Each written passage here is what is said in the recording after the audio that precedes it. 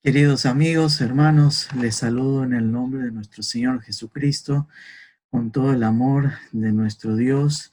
Es una alegría, un domingo más, que Dios nos permite presentarnos delante de Él en su presencia para ministrar la palabra de Dios, para compartir la palabra. Gracias una vez más por conectarte. Gracias una vez más por poner tu disposición para escuchar la palabra de Dios. Por eso lo primero que vamos a hacer es orar y encomendarnos al Señor.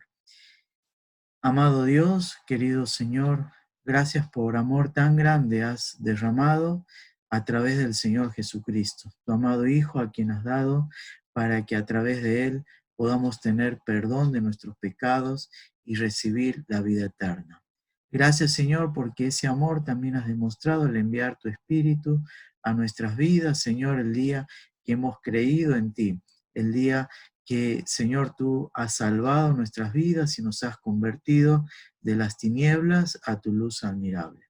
Señor, te pedimos que al estudiar tu palabra, en este momento podamos tener la guía y dirección del Espíritu Santo, al exponerla, Señor, que, Señor, tú hables a cada uno de los que nos están escuchando para que, Señor, tu palabra produzca en ellos, Señor, aquello para lo cual tú la has enviado. Produzca en ellos, Señor, así como también en mi vida, toda necesidad de transformación, de renovación en el Espíritu, Señor, acorde a tu voluntad. Y gracias, Señor, porque nos permites poder hacerlo así. Oramos, te pedimos por aquellos que están pasando por necesidad, por aflicción, Señor, por angustia, para que, Señor, les esté socorriendo. En el nombre del Señor Jesús, amén y amén. Bueno, en este domingo vamos a terminar ya la carta de Primera Corintios, por eso vamos a ir al capítulo 16, donde allí vamos a encontrar cómo Pablo ya concluye esta epístola. Recordemos que esta epístola él la escribe cuando él se encontraba en Éfeso. Él desde Éfeso, él estuvo allí en Éfeso pastoreando la iglesia que se encontraba allí y desde, desde aquel lugar les escribe esta epístola. Una iglesia con muchos problemas espirituales, con tremenda carnalidad. Sin embargo, también tenía cosas en las cuales el apóstol les había elogiado. Sin embargo, encontramos muchas enseñanzas para nuestras vidas, para tener en cuenta, para practicar y llevarlas a cabo. Este capítulo le he titulado El amor en acción y vamos a encontrar el amor en acción en 4 puntos. Primero, el amor en acción en ofrendar. En segundo lugar, el amor en acción en visitar bajo la voluntad del Señor. En tercer lugar, el amor en acción en un servicio puro y demostrativo. Y por último, el amor en acción en la gracia de nuestro Señor Jesucristo. Vamos a ver en primer lugar el amor en acción, en ofrendar con disciplina. Esto lo leemos, 1 Corintios 16, dice el versículo 1, en cuanto a la ofrenda para los santos, haced vosotros también de la manera que ordené en las iglesias de Galacia. Cada primer día de la semana, cada uno de vosotros ponga aparte algo, según haya prosperado, guardándolo, para que cuando yo llegue no se recojan entonces ofrendas. Y cuando haya llegado, a quienes hubieres designado por carta, a estos enviaré para que lleven vuestro donativo a Jerusalén. Y si fuere propio que yo también vaya, irán conmigo. Hasta acá nomás y vamos a ver el primer punto. El amor en acción, en ofrendar con disciplina.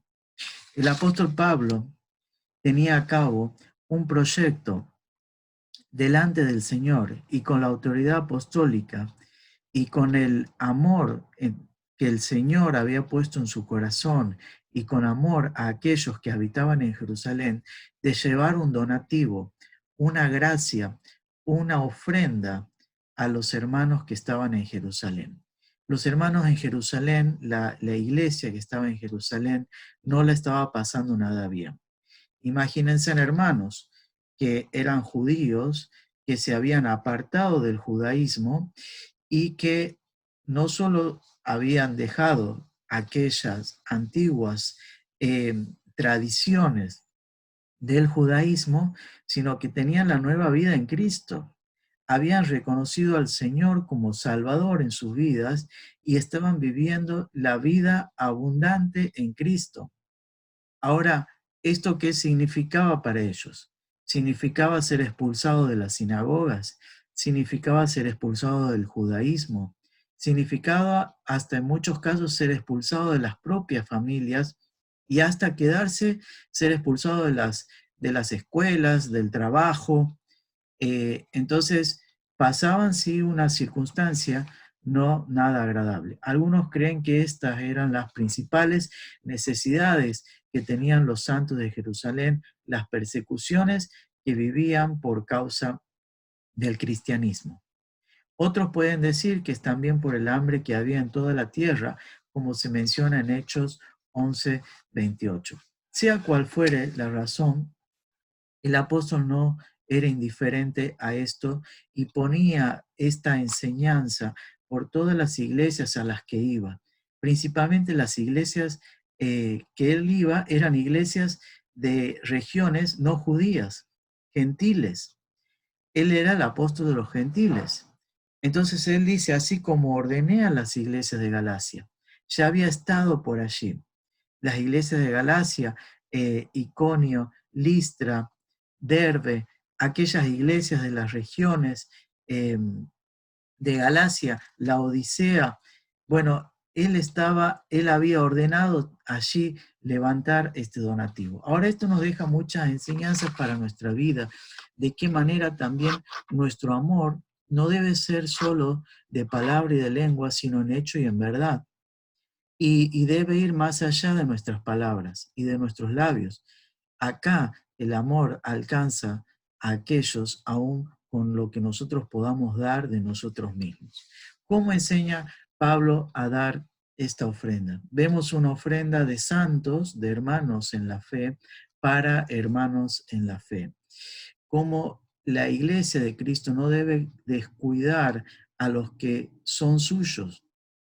El Señor nos enseña esto, a, a dar prioridad y dice mayormente a los de la familia de la fe. Si un hermano está pasando necesidad o está pasando una circunstancia adversa, no debemos en esto ser indiferentes. Bueno, Pablo iba por las iglesias y daba esta enseñanza y demostraba de esta manera el acto de ofrendar. En segundo lugar, vemos la frecuencia, cómo lo enseñaba. Dice cada primer día de la semana. Cada primer día de la semana. El primer día de la semana fue el día en el que el Señor Jesús resucitó. El primer día de la semana fue el día de Pentecostés. En la fiesta de Pentecostés se celebraba el primer día de la semana. En un primer día de la semana el Espíritu Santo descendió por primera vez en la iglesia, en Hechos capítulo 2. Cada primer día de la semana los discípulos se reunían para partir el pan. En Hechos capítulo 20, versículo 7. Vemos que en el Nuevo Testamento se establece como día de dedicación al Señor el primer día de la semana. Un nuevo pacto. El Señor estableció una nueva relación a través de la sangre de Jesucristo. Bueno, este día es el que designa con la frecuencia en el cual haya de separar la ofrenda.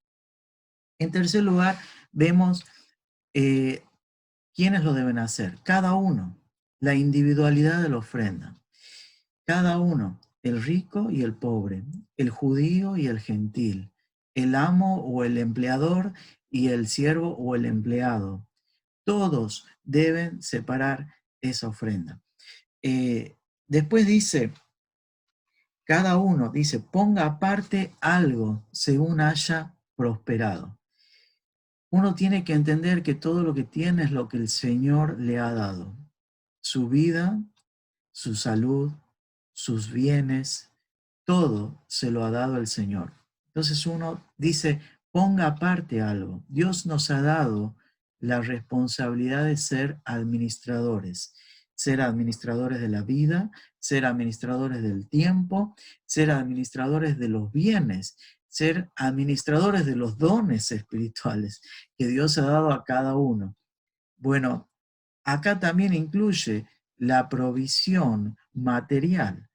Dios nos hace que seamos administradores de la provisión material, según haya prosperado.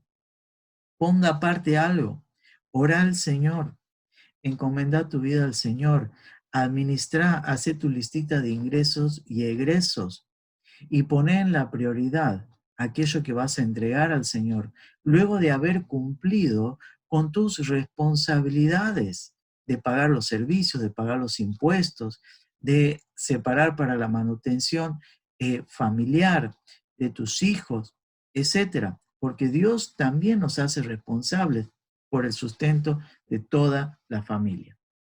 Muy bien, sigamos. Dice, miren esto curioso, ¿no?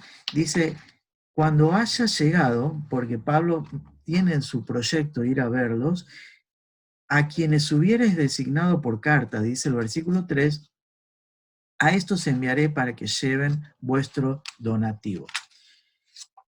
Y acá encontramos esta palabra, quienes.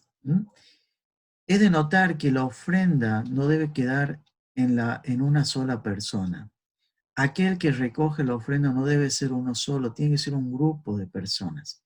Un grupo de personas que sean reconocidas por la iglesia. Pablo les da esta responsabilidad a la iglesia de Corinto. Le dice, ustedes designen a quienes enviar a Jerusalén este donativo, con este donativo. ¿Quiénes van a ser los responsables de llevar esto? Cuando vamos a Hechos capítulo 6, vemos que los responsables, hermanos que servían, eran de buen testimonio, llenos del Espíritu Santo, llenos de fe. Son características de un siervo de Dios y que aquellos que estén a cargo de recoger la ofrenda, no sea uno solo, sino sea un grupo de hermanos designados por la iglesia bajo la guía, autoridad y responsabilidad, bajo la dirección del Espíritu Santo, que sean llenos del Espíritu Santo, que sean llenos de fe y que tengan buen testimonio. Dice, guardándolo, para que cuando yo vaya, entonces no se recoja la ofrenda. Esto me habla de una disciplina. El apóstol no quería ser alguien compulsivo, que su visita no sea coercitiva para recoger una ofrenda, sino que ésta ya tenía que estar preparada. La ofrenda tiene que ser preparada. Por eso, ¿cuántas enseñanzas encontramos en estos 4 versículos de cómo tiene que ser nuestra ofrenda semanal o mensual? Si es semanal, según hayas prosperado, conforme a Dios te ha ido dando, para los santos, para la obra del Señor, para el crecimiento de la obra del Señor, el sustento de sus siervos, de los misioneros, de los pastores, el sustento de los que están pasando necesidad o de los que están sufriendo alguna circunstancia. Hoy tenemos que estar atentos como iglesia y no perder de levantar los ojos y de llamar y consultar o tener ojos sensibles con misericordia y con el corazón generoso de dar aún más allá, como también Pablo enseña, más allá de nuestras fuerzas. Dar alegremente, generosamente, con temor en el Señor, con responsabilidad, sabiendo que todo esto que tenemos no es nuestro, sino del Señor, y que nosotros somos administradores y que si Dios nos ha dado su bendición, la podemos también dar a otros. Vamos a seguir el amor en acción en segundo lugar, el amor en acción en visitar bajo la voluntad del Señor. Pablo tenía proyectos de visitar a los corintios. Antes les escribe esta carta. Pero miren estos versículos del 5 al 12, dice, iré a vosotros cuando haya pasado por Macedonia, pues por Macedonia tengo que pasar. Macedonia estaba cerca de Corinto, allí arriba de Corinto. Dentro de Macedonia estaban las iglesias tan amadas por el apóstol Filipos, los filipenses, la iglesia de Filipos, Tesalónica, que también los amaba, Berea, a quien él les llamaba los hermanos nobles, ¿no? Dice el versículo 6, y podrá ser que me quede con vosotros o aún pase el invierno, para que vosotros me encaminéis a donde haya de ir, porque no quiero veros ahora de paso, pues espero estar con vosotros algún tiempo, si el Señor lo permite. Pero estaré en Éfeso hasta Pentecostés, porque se me ha abierto puerta grande y eficaz y muchos son los adversarios. Y si llega Timoteo, mirad que esté con vosotros con tranquilidad, porque él hace la obra del Señor así como yo. Por tanto, nadie le tenga en poco, sino encaminadle en paz, para que venga a mí, porque le espero con los hermanos.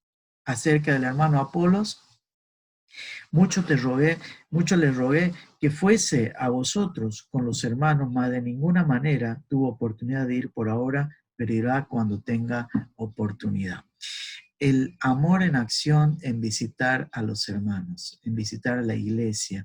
Pablo era un hombre sujeto a la voluntad del Señor. Esto es lo primero que saco, la sujeción al Señor. Miren las expresiones de él, ¿no? Dice él, no quiero veros ahora de paso, pero espero estar si el Señor lo permite. Pablo no era como aquel empresario que arma un programa o un plan de punta a punta, eh, marcando todo un itinerario de fechas, de horas, cronológicamente. Él dependía sumamente de la voluntad del Señor. Sin duda que lo que dije no está mal hacerlo. Planificar y programar es correcto y esta es el orden que Dios marca en su palabra y Dios es un Dios de orden. Sin embargo, lo tenemos que hacer en la voluntad del Señor. Pablo aún en este momento no tenía en claro dónde iba a pasar el invierno. Ahora él estaba en Éfeso. Él estaba en Éfeso y sabía de parte del Señor que tenía que quedarse ahí en Éfeso un tiempo más, porque el Señor le había abierto, dice, puerta grande y eficaz, y muchos son los adversarios.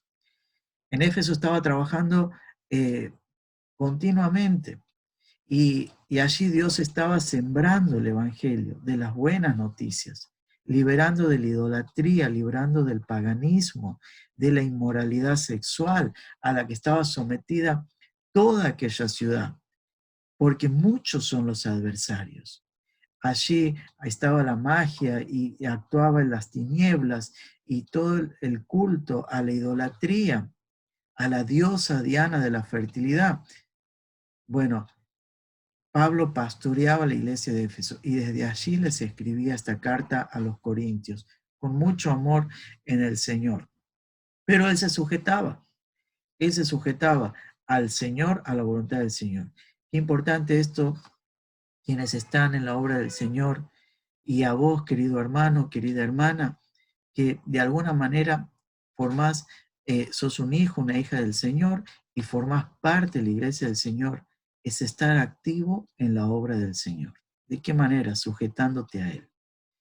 ¿Qué quiere Él que hagas? ¿A dónde quiere Él que vayas?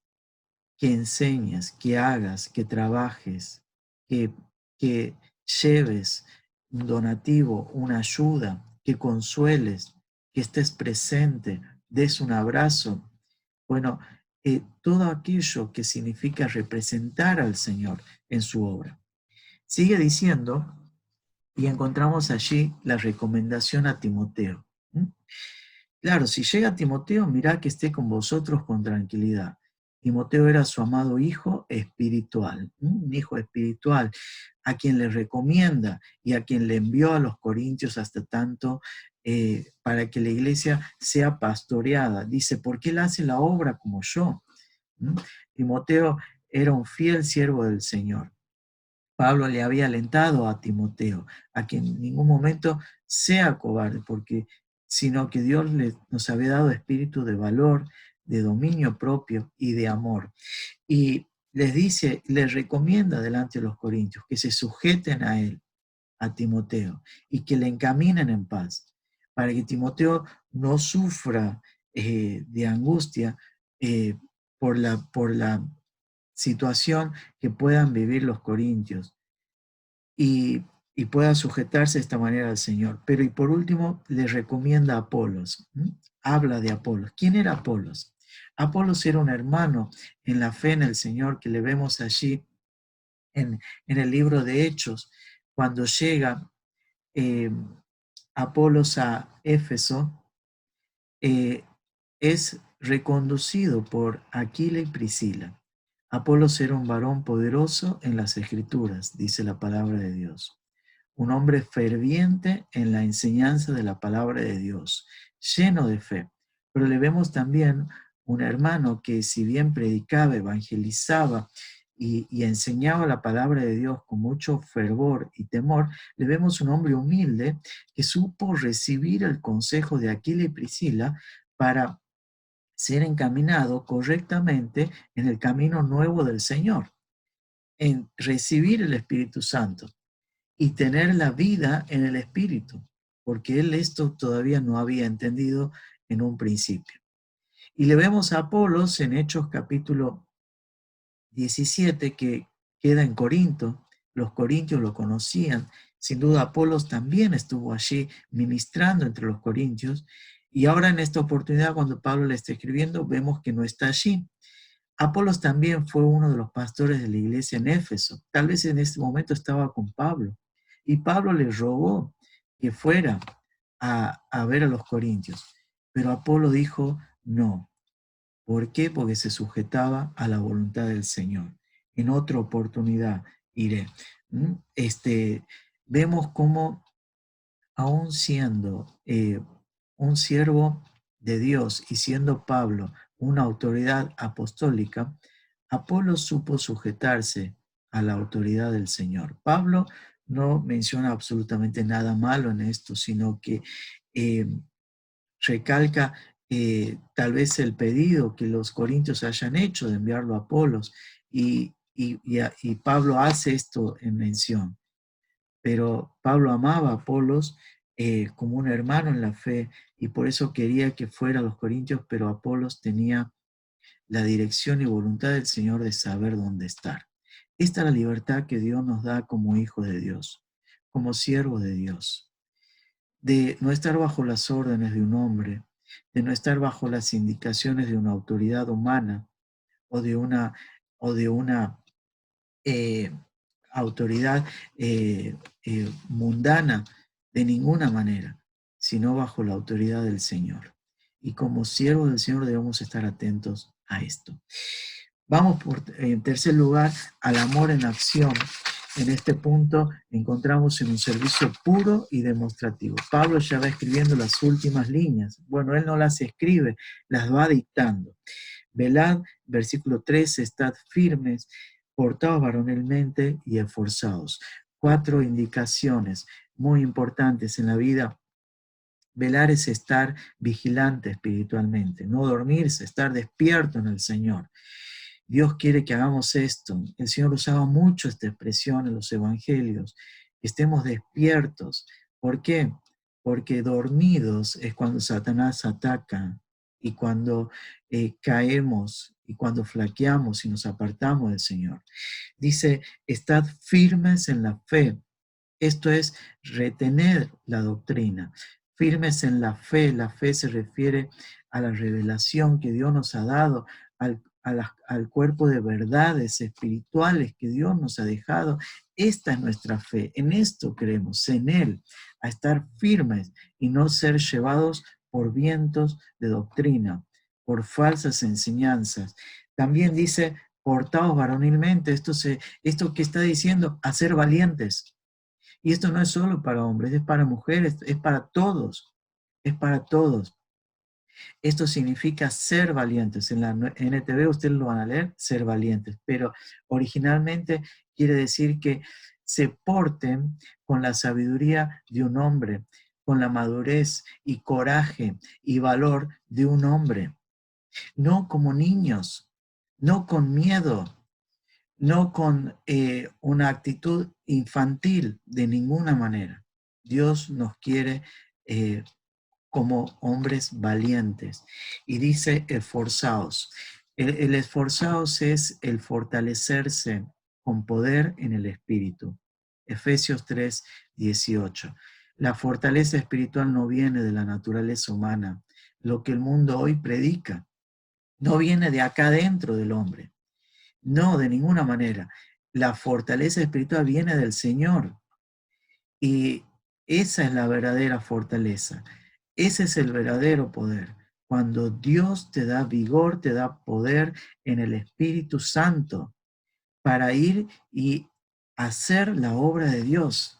El Señor le decía a Jeremías, cuando Jeremías decía, Señor, yo soy niño para hablar, no sé hablar. Jeremías en capítulo 1. Y el Señor lo animó y lo fortaleció y le dijo, ve porque vas a ir y hablar lo que yo te diga que hables. Y no vas a ir como niño. Y esto es importante, entender, hermanos, que ya no tenemos que andar como niños recién nacidos. Esto lo decía Pablo en 1 Corintios 3, en 1 Corintios 14. No seáis niños en el modo de pensar, 1 Corintios 14, 20, sino sed niños en la malicia, pero maduros en el modo de pensar. Bueno, que el Señor bendiga mucho y vamos a seguir y ya ir terminando. Encontramos, dice, todas las cosas sean hechas con amor. ¿Mm? La fe no es una fe teórica, sino una fe práctica. Acá encontramos enseñanza en estos versículos de un amor en acción, de un amor práctico. Menciona la familia de Estéfanas. Estéfanas era las primicias de Acaya. Acaya era la provincia romana que incluía a Corinto y a Atenas. Y ellos fueron los primeros creyentes. Estéfanas, su familia, ellos, Pablo los había bautizado, los menciona en el capítulo 1, y vemos que el compromiso que tenían con la obra del Señor, con los hermanos. ¿Por qué? Porque dice, se han dedicado al servicio de los santos. Qué hermoso que es cuando vemos hermanos llenos de amor. Estéfanas y toda su familia se había dedicado a servir a los hermanos. ¿En qué sentido? Al Señor, en aquello que el Señor les mandaba. Versículo 17, 18, se regocijaba con la venida de Estéfanas, de Fortunato, de Acaico, que habían suplido la ausencia, eran como enviados de los corintios para confortar el espíritu del apóstol. Y Pablo les dice que reconozcan a los tales, lo mismo que a la familia de Estéfanas o a Estéfanas, reconocerles. Qué importante como iglesia, hermanos, tenemos que reconocer a aquellos que sirven, a aquellos que están atentos a la obra del Señor, a aquellos que están cuidando por los otros. Qué bueno que es esta enseñanza, este reconocimiento significa en tenerles en estima, en tener cuidado por sus vidas, por sus necesidades, en atenderles. El amor en acción puro, demostrativo, lo vemos también en los saludos, versículos 19 y 20. Perdón, cerré la puerta para que haya más silencio. Ya vamos terminando. Dice, las iglesias de Asia, versículo 19, las iglesias de Asia os saludan. Las iglesias de Asia se refiere a lo que hoy es Turquía. Todo Asia Menor, la parte de Asia Menor, se refiere a lo que hoy sería Turquía, allí donde Pablo estaba, en Éfeso. Y menciona particularmente a Aquila y Priscila, aquel precioso matrimonio. Aquila era compañero de Pablo al hacer tiendas en Corinto. Y Priscila era la esposa de Aquila. Ambos hacían tiendas, pero ellos abrieron las puertas de su casa en Éfeso y ahí tenían la iglesia. Aquila y Priscila, con la iglesia que está en su casa, os saludan mucho en el Señor. Qué amor que tenían estos hermanos. Y les mandan esa unidad de amor y saludos. Los saludos son muy importantes. manifiestan la diferencia que existe, es decir, no hay una indiferencia, sino manifiesta una atención, un cuidado, una deferencia. Dice, os saludan todos los hermanos.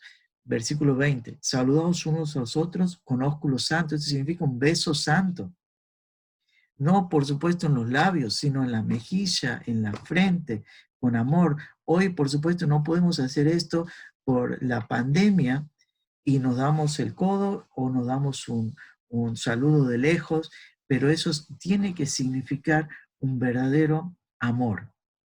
Esta demostración de amor, de, de, de actitud, es la que debe existir dentro de la iglesia y la que nos debe identificar como hijos de Dios. Perdón, como hijos de Dios y como iglesia de Jesucristo. El saludo es muy importante, hermanos, y es parte del amor. Debe ser una demostración constante en nuestras vidas. No dejar de saludar, no dejar de atender, de cuidar al otro.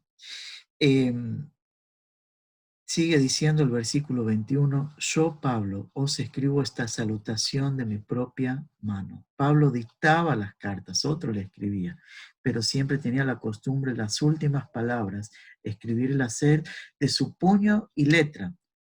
Y no solo demostraba la autoridad, sino el amor que tenía para con ellos. Yo también los saludo. Y por último, hermanos, el último punto, el amor en acción, en la gracia de nuestro Señor Jesucristo. Dicen los tres últimos versículos, prestemos atención y ya terminamos. El que no amare al Señor Jesucristo sea anatema. ¿Qué quiere decir esto, maldito? ¿A quién se está refiriendo? Al incrédulo, al que rechaza al Señor, al que no obedece al Señor, al que negó la fe, al que negó la gracia de Jesucristo. Entonces, aquel que está en el Señor ama al Señor. El que ama al Señor obedece al Señor. En esto, ustedes van a demostrar que me aman, dijo el Señor, si ustedes guardan mis mandamientos. El que no ama al Señor no guardó la fe, no guardó el mandamiento, no cree. Y está bajo condenación. Y querido amigo que me escuchas, amiga, que estás del otro lado y que me escuchas, presta mucha atención en esto.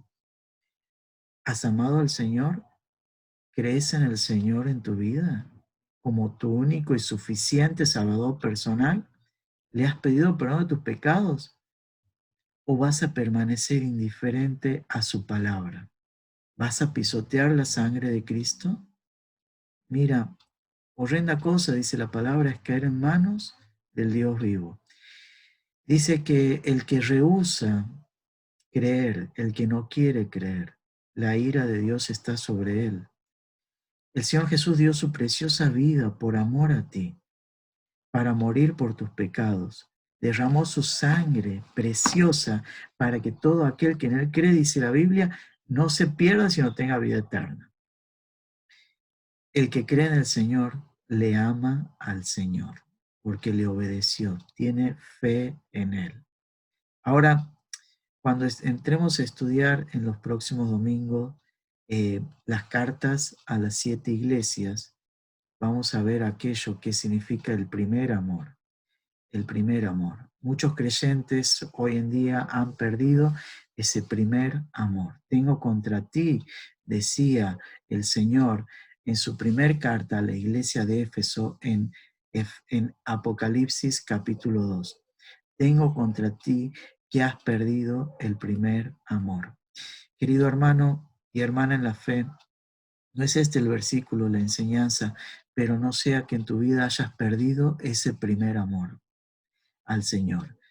Dice, recuerda, por tanto, de dónde has caído, arrepiéntete y haz las primeras obras. Perder el primer amor es pecado y hay que arrepentirse y volver a aquel rumbo, aquel primer amor, aquella pasión, aquel fuego espiritual, no emocional, sino de obediencia y de temor al Señor. y de amarle al Señor y de atender su voluntad y decirle al Señor, quiero ser un sacrificio vivo, un fuego vivo en tu altar para que tú, Señor, lo quemes todo para tu gloria, por amor a ti. Dice, el Señor viene. Y si ustedes ven en sus Biblias abajo en la nota, en la referencia, dice Maranata. Esta salutación en la gracia del Señor, este amor en el Señor, algunos creían que era el saludo. Y Maranata significa el Señor viene. Y depende cómo esté escrito, con un espacio luego de la N o con un espacio luego de la A. Si ponemos el espacio luego de la N, Maran Atá significa nuestro Señor viene, un presente indicativo. Pero si decimos Marana Atá, significa el Señor viene, como en una exclamación. El Señor viene. Este debe ser nuestro saludo de amor a nuestros hermanos, sabiendo que Él ya viene y es a Él al quien amamos y esperamos su pronta venida. El Señor viene. Esto es una afirmación maravillosa. Dice el versículo 23, la gracia del Señor Jesucristo esté con vosotros. Así termina la epístola y así la comenzó. Gracia y paz a vosotros. La gracia es el favor de Dios. Y Pablo dice, esa gracia, ese favor de Dios esté con todos ustedes. Y mi amor, dice el versículo 24, mi amor en Cristo Jesús esté con todos ustedes. Amén. Hermanos, no amemos solo de palabra y de lengua, sino en hecho y en verdad. El amor en acción, en el dar, una ofrenda disciplinada. El amor en acción, en el visitar a nuestros hermanos en la fe. Hoy con el aislamiento obligatorio se nos hace a veces difícil la visita, pero quienes tienen el permiso, háganlo. Quienes tienen, más allá del permiso, el llamado del Señor, háganlo. Dependan del Señor para instruir y para sostener a los hermanos, para dar alimento, para llevar comida, para llevar sustento, para llevar la edificación necesaria para que la iglesia sea sostenida. Hagámoslo. El amor en acción lo vemos en estas demostraciones puras, en ser fortalecidos en el Señor, tener valor, tener coraje, estar firmes, en escudriñar las escrituras, en hacer todas las cosas con amor, en servir con amor, en saludarnos con amor, en saludarnos con esta exclamación, el Señor viene. El amor en acción en la gracia del Señor. Si no estamos sujetos a la gracia del Señor, tienes que tener fe en la gracia del Señor. Si no tienes fe en la gracia del Señor, entonces tu vida no va a estar fortalecida en Él. Tienes que tener fe en su gracia, en su favor, en su sostén, en su amor, en lo que el Señor hizo en la cruz, en su poder. Para el Señor no hay nada imposible. Él puede hacer cosas sobrenaturales y son las que Él quiere hacer a través de nuestras vidas y mantenernos firmes.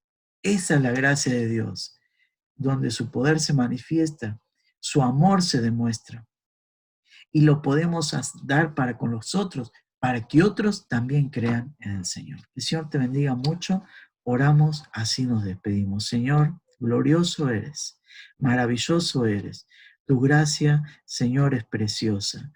Tu favor, Señor, tu amor derramado. Y Señor, nosotros hemos creído en el amor que el Señor Jesús ha tenido para con nosotros. Preciosa sangre que nos limpia de todo pecado.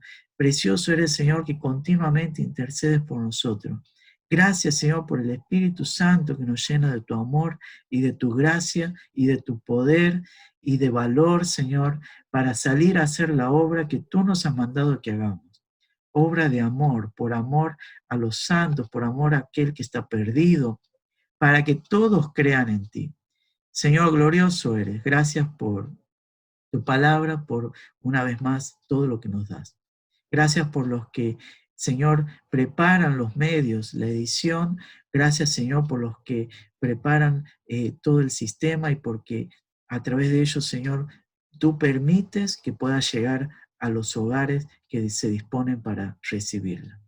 Bendice a cada uno de mis hermanos, Señor, para la gloria y honra del nombre precioso del Señor Jesús. Amén y amén.